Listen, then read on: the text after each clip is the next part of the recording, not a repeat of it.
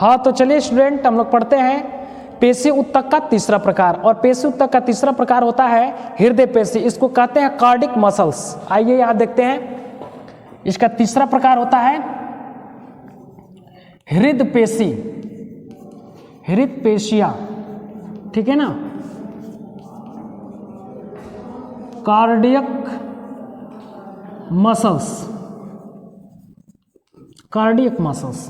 ध्यान दीजिएगा बाबू, cardiac muscles को हम कैसे समझेंगे? सबसे पहले हम इसको समझेंगे कार्डिक नाम से। यहाँ पे आपको दिया गया हृदय पेशी, यानी कि यह पेशियां हमारे शरीर में अन्य जगहों पर नहीं पाई जाती हैं, केवल स्पेसिफिक रूप से हमारा हृदय जो होता है बाबू, हृदय, यहाँ पर हृदय शब्द जो दिखाई दे रहा है, यानी कि ये पेशियां हमारे हृदय को ही केवल बनाने का कार्य करती हैं। यानी कि हमारा हृदय जो बना होता है, जो हार्ट होता है, वो इसी पेशी का बना होता है, ठीक है ना।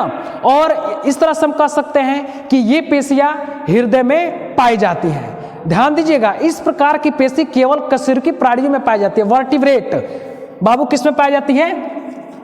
वर्टिब्रेट, केवल वर्टिब्रेट में, कशेरुकियों में पाई जाती है। वर्टिब्रेट का मतलब ये हो कि जिस जंतु में रीढ़ की हड्डियां पाई जाती हैं, ठीक है ना, जिस जंतु में रीढ़ की हड्डियां पाई जाती हैं उसको हम वर्टिब्रेट कहते हैं, ठीक है ना। ये कार्डेटा के अंतर्गत आता है। अब थोड़ा सा ध्यान दीजिएगा आप लोग, लुक एट हियर, सभी बच्चे ध्यान दें, मैं क्या समझा रहा हूं यहाँ पे आपको केयरफुली समझना होगा। ये जो हृदय पेशी होती है वो केवल कशेरुकी यानी कि वर्टिब्रेट जंतु में ही पाई जाती हैं। जो उच्च किस्म के जो जंतु होते हैं उसमें पाई जाती हैं।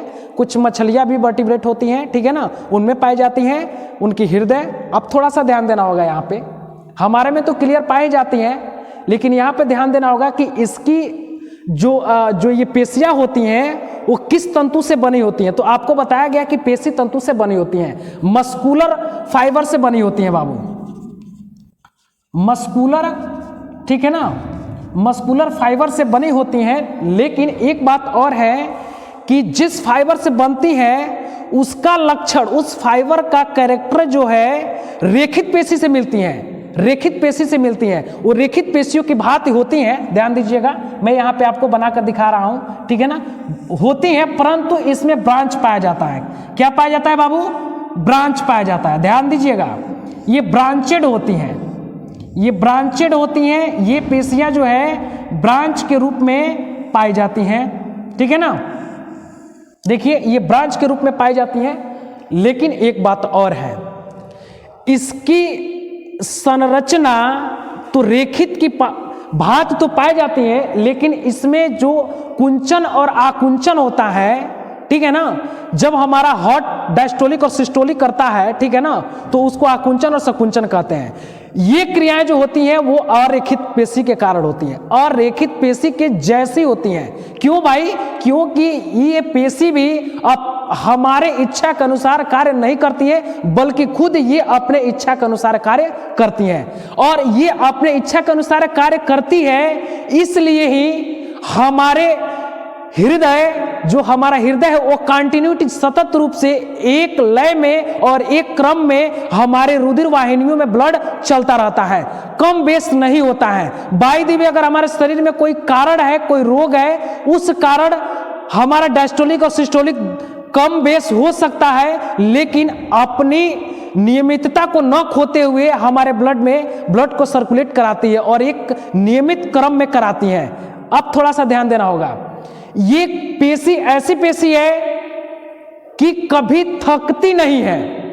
ये लगातार अपने इच्छा के अनुसार हमारे जीवन भर, यानी कि खुद की जीवन भर चलती रहती है, एक लय में क्रम में चलती हुई पाई जाती हैं। ये कभी न थकने वाली पेशी होती हैं, ठीक है ना। इस कारण ही हम अभी बताएं, इस कारण ही रुधिर वाहिनियां हमारे शरीर में लगातार सर्कुलेट करता रहता है ब्लड का, ठीक है ना। अब एक चीज और जानेंगे बाबू कि इसमें जो अभी बताया है कि जो ये इसकी जो संरचनाएं होती है ना, वो रेखित पेशी के समान होती है, ब्रांचेड होती हैं, ठीक है ना।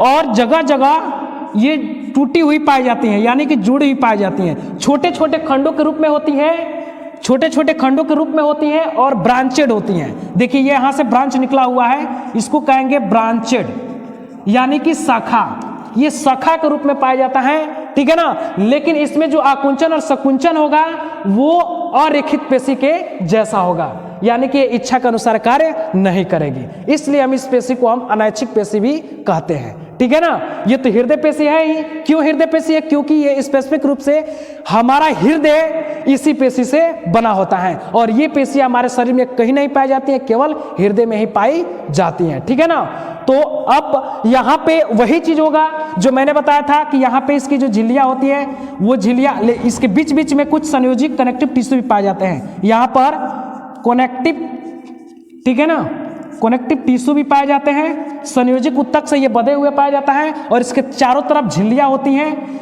ये चारों तरफ झिल्लियां होती है। झिल्ली को हम क्या कहते हैं? इसको घेरे रखता है, इसको कहते हैं हम सार्को, इसको कहते हैं हम सार्कोलेमा, इसको सार्कोलेमा कहते हैं। और इसके अंदर पाए जाने पदार्थ को हम सार्कोप्लाज्मा कहते हैं, सार्कोप्लाज्मा कहते हैं, ठीक है ना।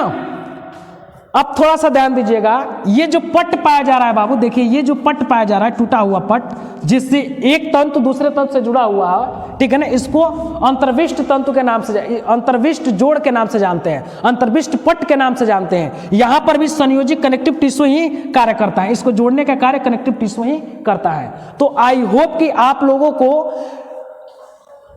हृदय पेशी समझ में आ गया होगा, ठीक है ना।